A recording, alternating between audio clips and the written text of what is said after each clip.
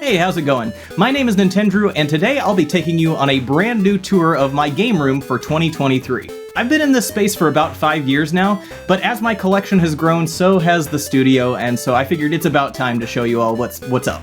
We've got a ton of awesome games, systems, and collectibles to get through, so without further ado, let's get to it.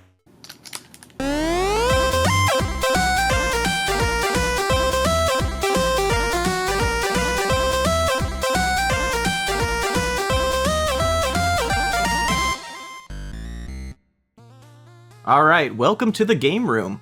As you enter from the hallway, the farthest wall is the blue wall, and this is where I am when I'm recording videos for you guys. So my desk is over here with my desktop, got a triple monitor set up, as well as my camera, and then up behind my desk I've got a vinyl blackout roller shade over a window, which I've actually painted this by hand to look like some of the classic black box NES titles. So I've got Balloon Fight, Super Mario Bros., and Ice Climber.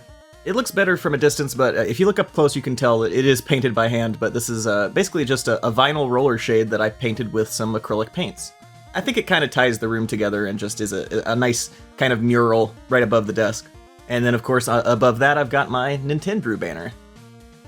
Over to the right of my desk is just an inkjet printer, and then that is sitting on top of my Sharp NES television. This is a very weird, kind of oddball Nintendo system that was put out in the late 80s in collaboration with Sharp. But yeah, it's basically just like a CRT television with a built-in Nintendo Entertainment System. It was definitely one of my holy grail systems for a while. And I've got a whole expose kind of video on that on the channel as well. If you haven't seen it yet, I highly recommend that video. A lot of effort went into that one. Also, please excuse the cable management. I know it's atrocious. Alright, moving right along, to the right of that is the yellow wall, and this is what you all usually see in the background of my videos. So we've got a 4K television in the middle of the entertainment center, and of course I've got my consoles down below. I've got 18 consoles here hooked up. On the left is the Xbox systems, as well as a Sega Dreamcast and an Atari Flashback system. Over on the right, I've got my PlayStation consoles, as well as a Sega Saturn and a Super Retro Trio clone console.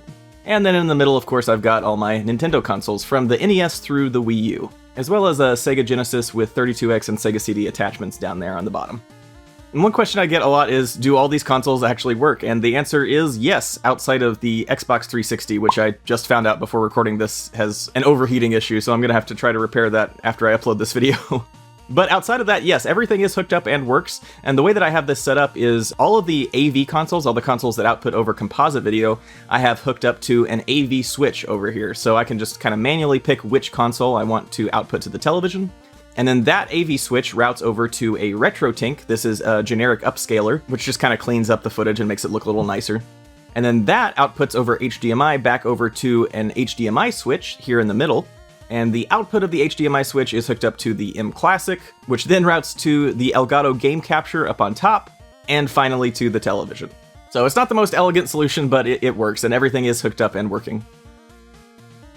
Up above the entertainment center, I've just got a selection of special edition consoles and games and accessories and that sort of thing. I've actually got a couple things from some of my friends up here. There's a copy of Yeah Yeah Beavis 2 from John Riggs. There's a Pink Gorilla from Pink Gorilla Games out in Seattle.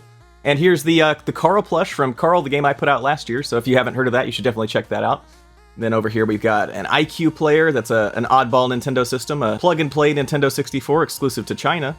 And I've also got a few video game weapon replicas over here, so this is something I wanted to call out because I've got quite a few of these. This is a fun little subset of my collectibles. So over here we've got a grappling hook from Just Cause 3, got a Pip-Boy from Fallout, the dubstep gun from Saints Row, of course, Samus's arm cannon from the Metroid series. And then elsewhere in the game room, I've got plenty of other video game weapon replicas like the energy sword from Halo, the portal gun from Portal, some Minecraft weapons, and Shovel Knight's shovel, and of course a Master Sword. You gotta have a Master Sword. And I've also got a functional hidden blade from the Assassin's Creed series. So that's kind of fun. But back to the entertainment center, right up above the TV, I've got what I've been calling kind of like video game shadow boxes. So these are 5 different sort of cubbies that celebrate the different generations of Nintendo's home consoles. So the first one, of course, is for the NES. We've got a copy of Balloon Fight, Rob the Robot, an NES classic over here in the corner, and just, you know, some general NES memorabilia. And if you peek back here in the back, you can actually see we've got a Power Glove hiding out in the back. Next up is the Super Nintendo era, and I've got a lot of things celebrating some of my favorite Super Nintendo games, especially Star Fox. We got a copy of Yoshi's Island in the back there, Super Nintendo controller, Donkey Kong Country, and a Super Game Boy up in the back. Next up is my personal favorite Nintendo console, the Nintendo 64. We've got a sealed golden Nintendo 64 controller in the blister pack back there, as well as some of my favorite Nintendo 64 games, including a copy of Super Mario 64 that I got signed by Charles Martinet, the voice of Mario. Next up, of course, is the GameCube era, and I've got a couple things in here also celebrating the Game Boy Advance, because those were kind of in the same range of time. We've got a couple special edition Zelda games, we've got an e-reader in the back, and some of the most popular GameCube titles. And finally, on the far right side, I've got a shadow box just kind of encapsulating both the Wii and Wii U eras, because, I don't know, I kind of think of those together in the same vein. So we've got some Mii Fighter amiibos, and a Wii U, and some of the best titles on each platform. On the left side of the entertainment system, I've got some of my NES games here, and if you've seen one of my game room tours before, you probably know this is just kind of scratching the surface here. If you've got a keen eye, you might be able to see there's quite a few games back behind them here. But yeah, we've got NES titles here, as well as Super Nintendo games, and some of my boxed N64 titles. And yeah, like I mentioned, there's quite a few titles back behind these. I just don't have the space to display them. So hopefully I'll be moving to a place that will have a little bit more space later on in the year, and we'll be able to display more of the actual collection. But for the time being, I've just got some representative titles up front. Moving on to the right side, we've got some GameCube games here, as well as some Wii titles, some Wii U games, and of course some Nintendo Switch games. But like I said, there are lots more than what you see here, and this cabinet underneath is a great example of that. So I've got it just kind of jam-packed full of Nintendo Switch games. So yeah, it's gotten a little out of hand. So honestly, all the games that you see here probably represent like maybe a quarter of the actual bulk of the collection. Alright, moving right along, we've got on the red wall a selection of some of the Smash Brothers amiibo, as well as some perler bead art. Now, most of these I've made myself. Some of them I have bought at conventions that, you know, various artists have made, but for the most part, I've made most of these pieces myself. And then down below, of course, we've got my complete North American Nintendo 64 collection. This is the complete library of Nintendo 64 games that came out in North America, and I've got just some end labels that I've added that I grabbed from a shop on Etsy. I feel like it helps to organize them a little bit better if you've got those end labels on top. And then down below, we've got even more boxed Nintendo 64 games. I don't yet have the full library of boxed Nintendo 64 games, but that is what I have been working on most recently. So I've got maybe like a third of the library with boxes and manuals. So that's been my most recent collection goal. And before we leave here, I just figured I would point out here up on top, I've got some of my all-time favorite Nintendo 64 games. We've got Super Mario 64, The Legend of Zelda Ocarina of Time, Conker's Bad Fur Day, Donkey Kong 64, and of course, Star Fox 64. Coming over to the hallway, we've got that door on the far end is the door to the rest of the house, but over on the left, we've got a door to a bathroom. Now, there's not much to show off here. There's just a few little knickknacks. I've got a Tetris art piece and a Nintendrew clock.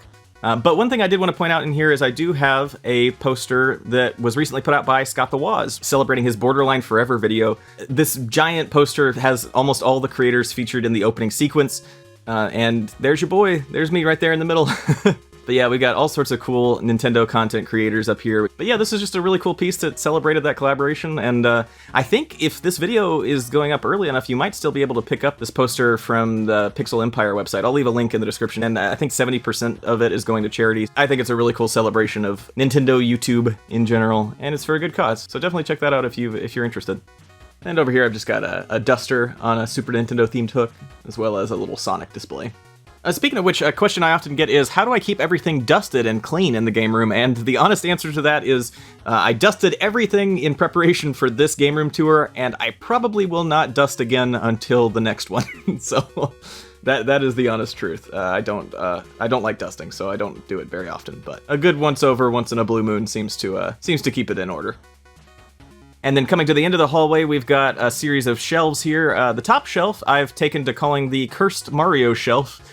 Because there are so many various Mario plush toys and collectibles that Mario is starting to drown in himself. So yeah, if I just get any sort of Mario plush toy or collectible, I'll shove it up there. The second shelf is a Zelda-themed shelf. We've got a couple of Zelda manga books back here and some figures and various things. The third shelf is dedicated to Pokemon. We've got, again, just a selection of plush toys and memorabilia, and I've got a sealed copy of the original Pokemon movie over here on the right. The fourth shelf is dedicated to Animal Crossing, so we've got a selection of Animal Crossing amiibo, as well as a copy of Animal Crossing and the original version of Animal Crossing, Animal Forest, which was a Japanese exclusive on the Nintendo 64. And then the fifth shelf down below is just a selection of miscellaneous collectibles, but I try to do some sort of a color gradient type thing here, so we're going from like red to violet. I don't know. I tried to make it look somewhat cohesive. And then down below is just a bunch of extra junk that didn't have anywhere else to go, so yeah, it ended up there. Like I mentioned, this door with the Game Boy print is the door to the rest of the house, but over on the left side of the hallway, we've got the closet, and up above the closet, I've got 3 posters from Super Mario 3D All-Stars. We've got one for Super Mario 64, one for Super Mario Sunshine, and Super Mario Galaxy. I want to say these were Club Nintendo exclusive, so it's cool to have those displayed up above. Now, if you thought that the rest of the game room was organized, the closet will show you I am definitely human.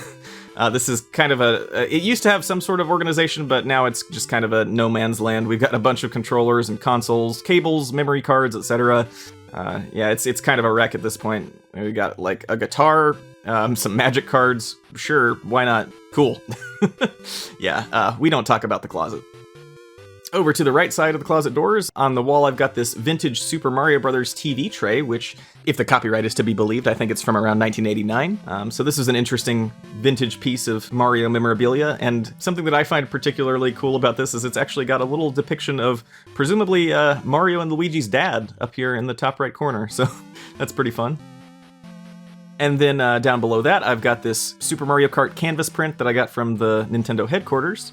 And right below that, we've got something pretty cool here that I wanted to show off. This is a tablet that I have set up, just a generic tablet that I have put my game collection app on, but I have it set up in this permanent enclosure. So basically, whenever I have somebody over, instead of having to go through each of the shelves and like look behind stuff and figure out what we've got, if we're looking for a particular game, you can just use this tablet as sort of a directory to be able to search through the collection and see what's available. So if if I have somebody like, hey, do you have Contra on NES? You can go look on the tablet and see if we've got it. So this was a fun little project to put together, and I think it's definitely more convenient than having to comb through the shelves. Coming to the center of the room, we've got the latest iteration of my NES coffee table. I do have a DIY video up on YouTube if you want to make one of these yourself. But since that video, I did swap the direction of the hinges so I can use this table as a desk. So I can sit on the couch and edit when I'm feeling particularly lazy. And of course, across from the coffee table, we've got my game room couch, which is just a red 2-seater that it's not the nicest or most expensive piece of furniture, but it's comfy, and that's all that matters when you're building a nice cozy game room. And of course, I've got a whole bunch of plush toys on it that I've meticulously arranged just for this video. Alright, so behind the couch we've come to the green wall, and of course the biggest draw here is probably the complete Nintendo Power Collection. I did just recently complete this set a few months ago, and I will have a video coming out very soon covering the complete Nintendo Power Collection. So if you have any particular issues that you want me to cover, or if you have any questions about that set, definitely leave your questions in the comments below, and I'll pick out a few to include in that video. I also want to give a quick shout out to Syncoplay Retro for this awesome Nintendo Power sign. They 3D print these in-house, and they sent one off to me, so that was really cool. They also make a lot of the stands that I use in the game room for showcasing cartridges and game cases, so definitely check out Syncoplay Retro if you're interested in that sort of thing. Right above the Nintendo Power display, I've got a collection of most of Nintendo's handhelds, all the way from the original Game Boy to the DSi XL, as well as a selection of plug-and-play TV consoles. I've had fun collecting those throughout the years. Moving on to the left bookshelf, we've got up top a bunch of just various collectibles and some Pokemon stuff. But something I did want to point out here is my mom got me this flannel drink cozy, which I thought was appropriate. So I decided to display that up on top here. Shoutouts to my mom. The first shelf is kind of a tribute to the Game Boy Color and Game Boy Advance. We've got one of each of the main Game Boy Color variants, as well as some special edition Game Boy Advance systems. On the second shelf, we're starting to get into the PlayStation titles, so we've got some PS1, PS2, and PSP games, as well as some collectibles that I just kind of associate with PlayStation as a platform. And on the third shelf, we've got some PS3 and PS4 games. I do also have a PS5, but it is currently the main system in the living room, so it doesn't have a presence here. And like I said, I've just got some collectibles for some series that I associate with PlayStation, like Street Fighter and Assassin's Creed. Now the fourth shelf down here, this is actually a tribute, a shrine, if you will, to Google Stadia. If you hadn't heard, Google Stadia was actually shut down earlier this month, so yeah, this is in memoriam of the late great Stadia, gone too soon. Rip. Good night, sweet prince. And finally, the bottom shelf is dedicated to Sega with a Sega Genesis, a few 32X games, we got a Sega Nomad in the back, and a Game Gear over on the right. Next up on the right bookshelf, again on top we've got just a selection of some random collectibles. We've got the Lego NES set. That Grump crown up top is from a Game Grumps live show I went to last year. And then probably the biggest drop here is the Virtual Boy along with its complete US library, except for Jack Bros, which I've got elsewhere because it is absurdly expensive, so I've got that safely locked away in a safe. But yeah, new viewers might be surprised to learn that the Virtual Boy actually only had 14 games that came out in North America. So outside of some of those more expensive big ticket titles, it is pretty approachable for new collectors if you're looking to build a complete library. The first shelf on this bookshelf is just a bunch of classic NES and arcade titles, kind of celebrating the spirit of the 80s. I've got Mega Man 1 through 6 there in the back, some little arcade knickknacks, and then also some signed copies of some classic NES games over here on the left. I've got A Boy and His Blob and Bart vs. the Space Mutants, signed by David Crane, as well as a copy of Q*bert, signed by Warren Davis, the creator of Q*bert. And I guess we've also got a Neo Geo Pocket Color up here, because I don't know. I'm not sure why it's there. Don't question it. Next up is the Xbox shelf, and this includes games from the original Xbox all the way to modern day, as well as, again, some more Xbox-themed collectibles. We got a Master Chief, some Gears of War figures, and Master Chief's helmet. Below that, I've got a shelf dedicated to some of my favorite PC games. Growing up, I was always primarily a PC and Nintendo gamer, so I've got Doom on a couple of floppy disks, and some Undertale Perlers, a Binding of Isaac, and that Portal gun over here. And you might notice back here in the back, a lot of these games are Nancy Drew titles, and I just want to give a quick shout out to the Nancy Drew series. If you haven't played them, you definitely should check them out on Steam or somewhere, because they're almost like a digital escape room game. So they're super cool, lots of fun, not to be missed. Definitely check out the Nancy Drew series if you haven't. It's a kind of a sleeper hit series. Right below that, we've got a shelf that is dedicated to just a whole bunch of Nintendo handhelds. We got Game Boy Color, DS, and 3DS stuff. But if you've watched the channel before, you probably know this is not where the bulk of my games are. Before, when I've covered video game organization, I've talked about the binder trick. So I'm gonna take a quick aside here and show you all my binders for my Game Boy Advance, and DS cartridges. So yeah, in one of my cabinets, I've got a binder for each of these systems. And all this is I've got some trading card sleeves in here, which are actually the perfect size for Game Boy cartridges. For Game Boy and Game Boy Color, each card sleeve can fit one cartridge. For Game Boy Advance, they can each perfectly fit 2 vertically. And then for DS games, instead of trading card sleeves, I just used little coin collector sleeves, which are the perfect size for both DS and 3DS cartridges. And if you want to do something like this at home, of course, I'll have links to all these things in the description. And back over to the bookshelf. On the bottom shelf, I've got just a little area dedicated to Atari. So we've got an Atari 2600, as well as a flashback system, and a more modern Atari handheld, and some of my favorite Atari games. Shifting focus back to the far blue wall, in the corner, I've got one of the most fun parts of the game room, which is my 3D printers. I made a video on 3D printing custom amiibo many years back, but I've also used these for all sorts of things here and there. I've got a resin printer up top and a filament printer down below, although I don't get much use out of the filament printer anymore. Most of the things I've been doing I've been printing on the resin printer. But yeah, like I said, you can 3D print custom figures or stands for games. That enclosure that I had the tablet in for the game directory, that was also 3D printed. So yeah, they're useful for all sorts of various things. By the way, just as a quick aside here, if you consider yourself kind of a tinkerer like I do, or if you just find yourself interested in STEM fields in general, I highly recommend you check out today's video sponsor, Brilliant.org. Brilliant is the best way to learn the fundamentals of math, science, and computer science through hands-on bite-sized tutorials. Personally, I like to use Brilliant to brush up on some of my computer science curriculum from my days in college, but you don't have to have any sort of formal education to get a head start on your learning goals for 2023. They have thousands of lessons on everything from basic math and logic, all the way to multivariable calculus, quantum mechanics, and even artificial neural networks and machine learning. Brilliant's visual, interactive approach is incredibly engaging and makes STEM concepts actually stick. Plus, with new lessons added each month, which you can finish in as little as 15 minutes apiece, you can feel free to dip in and dip out to learn as much or as little as you want to in any given session.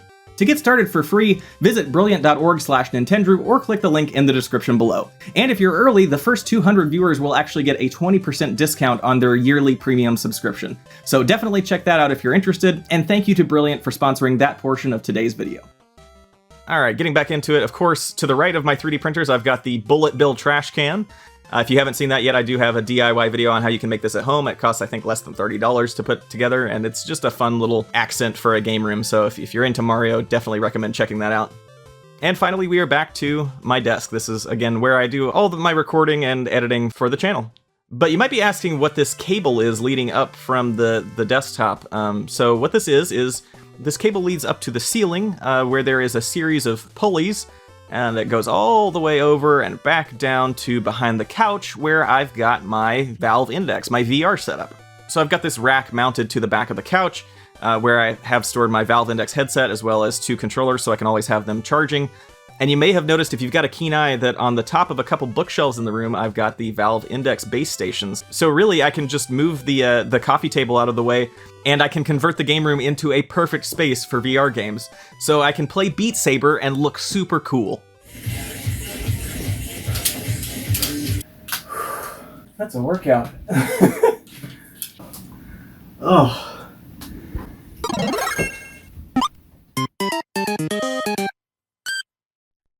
Alright, that's gonna do it for today. Thank you all so much for watching. If you saw anything in particular that caught your eye, or if there's something that you'd like to see covered more in a future video, make sure to let me know in the comments down below. As always, I really hope you enjoyed the video, and if you did, please do consider subscribing to Nintendrew for all sorts of cool gaming content. Otherwise, I'll see you next time. Bye!